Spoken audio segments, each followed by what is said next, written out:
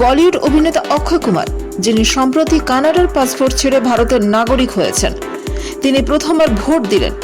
ঠিক সকাল 7টায় ভোট গ্রহণ কেন্দ্রে পৌঁছে যান তিনি। ভোট দিয়ে বেরিয়ে ক্যামেরার মুখোমুখি হন অক্ষয়। তাকে বলতে শোনা যায়, আমি আমার ভারতের উন্নয়নের কথা মাথায় রেখে ভোট দিয়েছি এবং সমস্ত ভোটারদের এটি মাথায় রাখা উচিত এবং তাদেরও সঠিক প্রার্থীকে ভোট দেওয়া উচিত। ভোট দিতে পেরে আমার খুব ভালো লেগেছে, খুব ভালো বোধ করছি।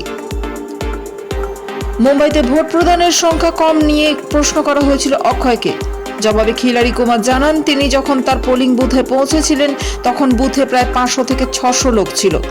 তিনি আত্মবিশ্বাসী যে লোকের বাড়ির বাইরে বেরিয়ে আসবে এবং ভোট দেবে। রীতিমতো লাইন দিয়ে ভোট দিতে দেখা যায় অক্ষয় কুমারকে, যা নিয়ে প্রশ্ন করেন সেখানে উপস্থিত সংবাদ মাধ্যম। একজন তারকা হয়েও তিনি কেন লাইন দিয়ে, এই প্রশ্ন করা হলে মজার ছলে জবাব আসে, তো কি করতাম, লাইন ভেঙে আগে চলে যেতাম। 2023 সালে 77তম স্বাধীনতা দিবসের দিন ভারতের নাগরিকত্ব পাওয়ার কথা ঘোষণা করেছিলেন অক্ষয় কুমার। ভারতের পাসপোর্ট শেয়ার করে তিনি লেখেন, মন আর নাগরিকত্ব দুটোই হিন্দুস্তানি। কানাডার পাসপোর্ট ও নাগরিকত্বের কারণে একসময় কম ট্রোলের মুখে পড়তে হয়নি তাকে, এমনকি ডাকা হতো কানাডা কুমার নামেও। অক্ষয় জানিয়েছেন, 90-এর দশকের গোড়ার দিকে তার পরপর ছবি ফ্লপ করতে থাকে।